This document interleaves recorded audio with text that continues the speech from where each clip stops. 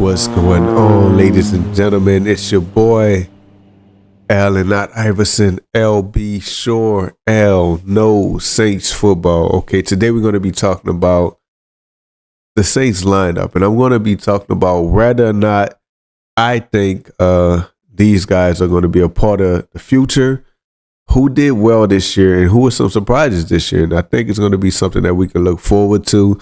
Just a little exercise. They put out some Saints content because, like, I was talking to someone today, like, we won't see Saints football again until August and maybe like spring ball with the rookies and like younger guys. But pads is over for us, man. We're about to go on a drought. So here we go. Saints football. Let's go. Okay, looking at some of these numbers right now, we're going to go through like, what are we looking at throughout the future? So I see right now, like, we're looking at, like, I'm on PFF website, and we got NFC South Division. We were 6-11. These are some of our team grades. We lost our last game to the Falcons, and heartbreaking as it was, but this is the roster here. And this is something that we can look forward to. This is a pretty good roster. Going into next year, we got a lot of moving pieces, a lot of parts that we can work ourselves into. But we're going to go over the offense first, just to I'm going to give you guys a look at what I'm seeing and what I'm thinking. Okay, we're going to start with the wide receiver core. Trey Palmer is coming back next year, and he's someone that I'm looking forward to seeing. He's a speedy guy that can fit in a Kellen Moore type scheme. So we didn't get a chance to see him this year, and that's going to be pretty interesting to see. Devon Vele, who should be key in the rotation next year, he came out like game busters, as you can see. Like his fantasy grades were pretty high. Like he was real good. Not really a good run blocker, but who cares? Kind of real good. Big receiver, catches everything. Like Elijah Cooks, Damian Alford, who was just picked up, Kevin Austin Jr., who played well at the end of the year, who may find himself on the roster as a fifth, sixth player. Like Samori Toure, I don't expect to see him anymore. Dante Pettis always seems to be around. Ronnie Bell with the great one-handed catch, not Ricky Bell from Bell Bill DeVoe, but we talking about Ronnie Bell, who had the great one-handed catch that you can't really take that away from him. He has something that he can talk about to his kids because he might not be on the roster anymore. But Jalen Polk is like that guy that we're wondering what can he be next year, you know? We traded for him. He didn't play at all this year. He was recovering, and he has high potential. And as far as we seen Kellen Moore and the way he scouts, we like the players that he brings on board. So we might have something in Jalen Pope.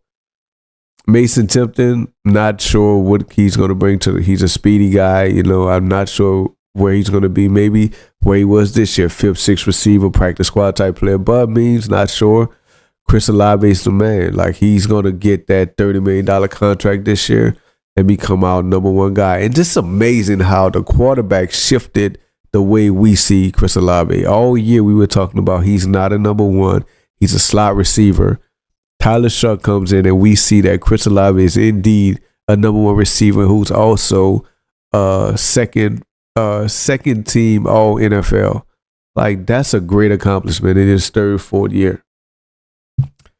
But with that being said, that lets me know why I know everyone wants us to use that first round pick for a receiver, and I think it can happen because you can never have too many good receivers, but we don't have to. We have our number one in Chris Olave. We have Devon Vele, who's a certifiable number two, who could possibly even be. I'm not sure if he's not a number one. We just don't know yet.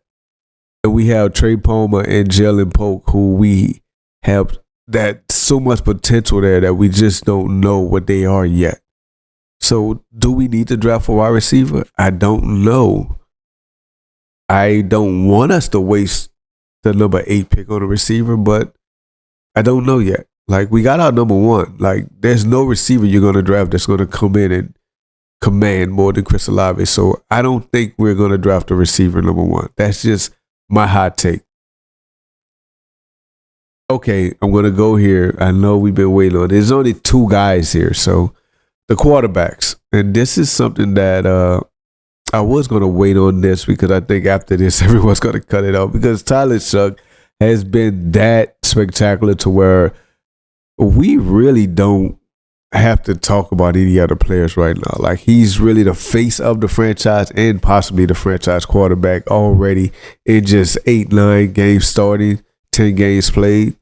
Like, he's already that guy. As you see, he was 19 of 39 in PFF grading rankings. That's pretty high. You know, there are players like Baker Mayfield, who he's over, Cam Ward, Shedeur Sanders, like all of the rookie quarterbacks. Jackson Dart, he's higher than all of them. Quietest Cal Spencer Rattler's higher than them also. But here's the scenario with our quarterbacks. I'm going to try to make this quick because there's only 2 guys. At the beginning of the year, there was a big fan contention on Spencer Rattler, and we still love Spencer Rattler, but Tyler Shough did what we expected Spencer Rattler to do. He came in, took command of the team, embraced the city, and won games. That's all either of these guys needed to do to win the fan base.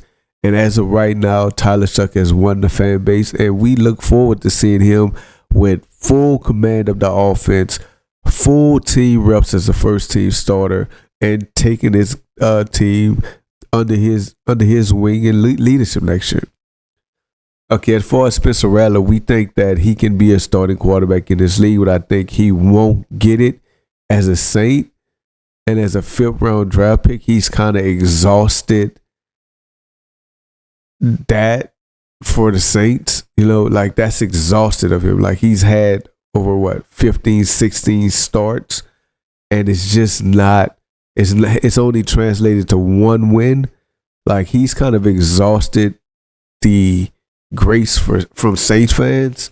So either he's going to have to get traded, cut, or possibly wow, that's a lot.